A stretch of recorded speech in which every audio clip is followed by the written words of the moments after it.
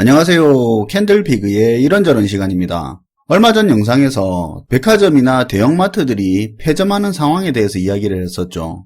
대형마트나 백화점 같은 유통업체들이 만들어내는 일자리는 분명히 임금이 높다거나 근무 환경이 좋은 일자리라고 하기에는 솔직히 어렵죠. 유통업체 돌아가는 거 아시거나 예전에 아르바이트라도 해보신 분들은 아실 텐데 업무의 강도가 의외로 셉니다. 유통업계 일자리는 업무의 양이나 강도에 비해서 임금이 높은 수준도 아니고 그렇다고 많은 사람들이 선호하는 일자리라고 하기에도 어렵죠. 유통업체들이 이런 일자리를 생산해내는 특징이 있다 보니 유통업계에 적개심을 가지고 있는 분들이 제법 계시는 것 같더라고요. 특히 대기업이 운영하는 대형마트에는 그런 감정을 더 가진 경우도 있는 것 같고요. 맞습니다. 공감하는 부분이 있습니다. 대형 유통업체가 시장에서 우월적인 지위를 가지고 근로자나 납품업체에 갑질 행포를 하는 거 정말 잘못됐죠. 개인적으로 그런 행동은 공정한 경쟁을 방해하는 시장 교란 행위라고 생각하고 있고 지금보다도 훨씬 엄격하게 다뤄야 된다는 생각도 가지고 있는데요. 그런데 앞에서 말한 이런 잘못된 부분을 제외하고 몇몇 시청자분들이 말씀하시는 것처럼 유통업체가 만들어낸 일자리 자체가 근무 강도에 비해서 임금이 낮다고 해서 없어져야 하는 일자리라고 말할 수 있을지는 모르겠습니다. 그래서 오늘은 저임금 일자리는 저임금 일자리대로 왜 필요한지에 대해서 지난 시간에 언급했던 유통업계를 일부 빗대어서 개인적인 생각을 나눠보는 시간을 가져보겠습니다. 여기서 말하는 저임금은 최저시급보다 낮다는 말이 아니라 임금 자체가 최저시급과 비슷하거나 혹은 받는 임금 자체가 적은 건 아니지만 업무 강도와 근로시간을 감안했을 때 임금이 낮다고 볼 수 있는 그런 일자리를 저임금 일자리라고 하는 거니까 그 부분은 참고하시고 들어주시면 좋을 것 같습니다. 모두가 선호하는 일자리 있죠.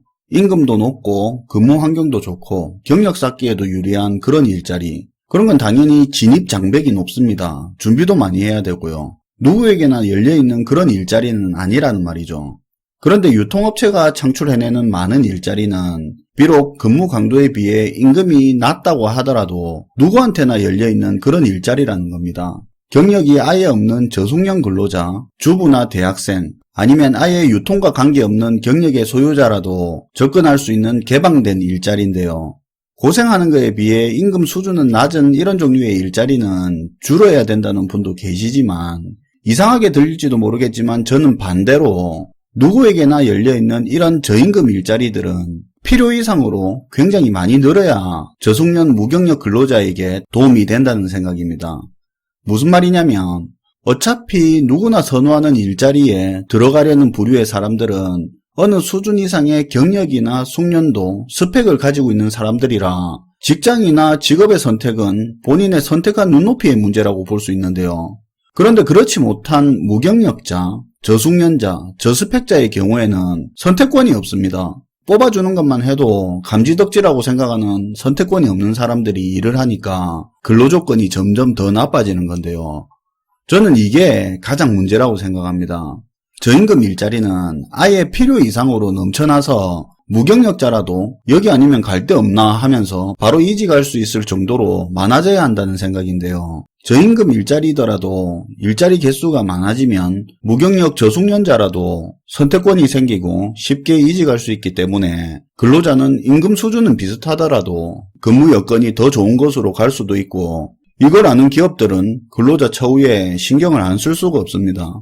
간단하죠. 사업주가 거기서 일하는 근로자를 대할 때 제가 여기 아니면 갈 데 없다고 생각하는 경우랑 딴 데 갈 데 많다고 생각하는 경우랑 임금이 됐든 뭐가 됐든 대하는 게 다를 겁니다.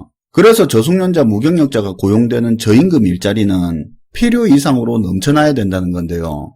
고용 취약지대에 있는 저숙련 무경력 무스펙자들을 위한 일자리 질 향상의 핵심은 최저시급 인상이 아니라 저는 일자리의 개수라고 보는 입장입니다.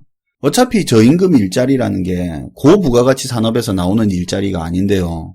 진짜 속된 말로 100원 떼기, 1000원 떼기, 물량 가지고 개수 싸움하는 저부가가치 산업에서 저임금 일자리가 주로 만들어지는데 이런 산업에 있는 일자리에 임금 올려라고 최저시급 올리고 그런 건 오히려 일자리를 더 줄여서 저숙련자들의 직업 선택권을 더 줄여버리는 겁니다.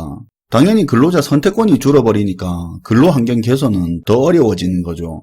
그건 이미 실제로 확인이 됐고 정부도 이 부분은 인정하고 최저임금의 인상 속도를 줄였죠.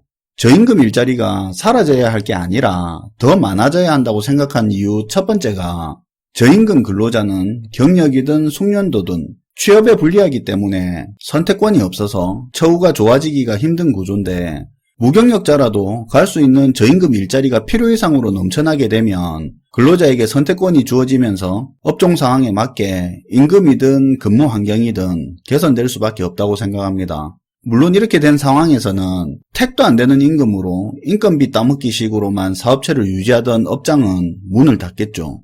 저임금 일자리가 많아지면 저임금 근로 환경에 자정작용은 생길 수 있다고 봅니다. 그리고 저임금 일자리가 많아져야 되는 이유 두 번째가 사회 안전망 역할입니다. 절대 직업을 비하하는 건 아니니까 오해 안 하셨으면 좋겠는데 예전에 속된 말로 이런 말이 있었죠. 안 되면 노가다라도 해야지, 공장이라도 가야지 이런 말을 종종 들었을 겁니다. 근로 강도는 약하지 않지만 그만큼 일자리 개수는 풍부하면서 저숙련 근로자라도 진입하기 쉬운 대표적인 일자리라서 그런 말들이 있었던 건데요. 물론 상위 직급이나 기술자로 올라가는 단계는 아예 다른 이야기지만 어쨌든 무경력자라도 이런 직업에 진입할 수 있었기 때문에 이런 직업들이 나름 민간 차원의 사회 안전망 역할도 했는데요. 누구나 선호하는 고임금 혹은 양질의 일자리는 경쟁도 치열하고 그 일자리를 가지기 위해서 준비할 시간도 필요하지만 저임금 일자리는 특별한 능력이 없어도 당장에 가질 수 있는 일자리이기 때문에 사회 안전망 역할을 한다고 봅니다. 오늘은 저임금 일자리라도 없어져야 할 게 아니라 저임금 일자리는 그거대로 의미를 가지기 때문에 저임금 일자리라고 무조건 나쁘게 볼 건 아니라는 이야기를 해봤는데요. 생각이야 다를 수 있고 제 생각이 무조건 옳다는 건 아니지만 오늘 이야기를 가지고 그럼 모든 근로자는 저임금을 받아야 되냐는 식으로 생각하지는 않으셨으면 좋겠습니다. 저임금 일자리는 저임금 일자리대로 그 일자리에 해당되는 부류가 있는 거고요. 기술직이나 전문직 일자리 또는 대기업 일자리나 중소기업 일자리는 그것대로 특징을 감안해서 각기 다르게 생각하는 게 좋을 것 같은데요. 코로나 전부터 경기가 위축되면서 가장 먼저 경제적 취약계층에 타격을 주고 있는데요. 그런데 코로나 이후에는 상황이 더 심각해졌습니다. 이런 상황에서 줄어들어버린 저임금 일자리는 그들의 삶을 더 코너로 몰고 있죠. 저임금 일자리 확대의 기본은 영세한 사업주가 사람 쓰는 걸 부담 가지지 않게 만드는 거고 이렇게 돼서 저임금 일자리가 시중에 흔하게 널리게 된다면 근로 취약계층에 있는 저임금 근로자들의 노동 여건은 자연스럽게 개선될 거라는 생각을 공유하면서 오늘 시간을 마무리하도록 하겠습니다. 시청해주셔서 감사하고요. 지금까지 캔들피그의 이런저런 시간이었습니다.